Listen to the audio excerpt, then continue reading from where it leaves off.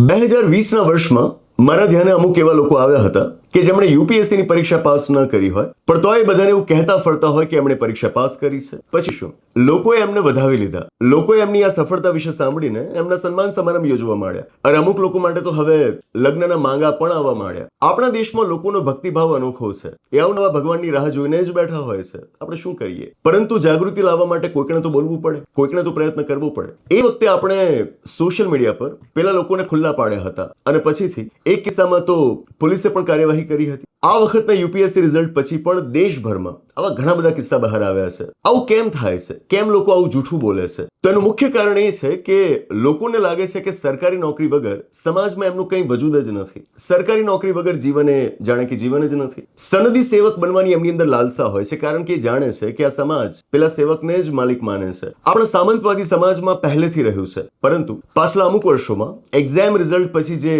Vulgar marketing થાય છે ને, એના કારણે આ દૂષણ વધ્યું છે. સૌથી વલ્ગર માર્કેટિંગ એ કોચિંગ વાળા કરે છે કે જેમણે પોતે જીવનમાં એક પણ વખત યુપીએસસી પ્રિલિમ્સ પણ પાસ નથી કરી. જેમની પોતાની બોલવાની અને રજૂઆતની શૈલી યોગ્ય નથી, એ લોકો આજે યુપીએસસી ના કેન્ડિડેટ્સને ઇન્ટરવ્યુઝ માટે માર્ગદર્શન આપી રહ્યા છે. આ લોકો ફક્ત ધંધાદારી છે. ભણાવવા સાથે એમને કોઈ સંબંધ નથી. એ શિક્ષક નથી. એક ઇન્સ્ટિટ્યૂટના મોક ઇન્ટરવ્યુના વિડીયોમાં તો તમે જોશો કે ઇન્ટરવ્યુ લેવા માટે બેઠેલ લેક્ચરર અંગ્રેજીમાં સવાલ પૂછી રહ્યા છે, પણ એમનું અંગ્રેજી ખોટું છે. એમને અંગ્રેજી નથી આવડતું. સામે બેઠેલો વિદ્યાર્થી જે અંગ્રેજીમાં જવાબ આપે છે ને, એનું અંગ્રેજી પેલા એમના કરતા સારું છે, તોય ચાલી જાય છે. Everything is market driven.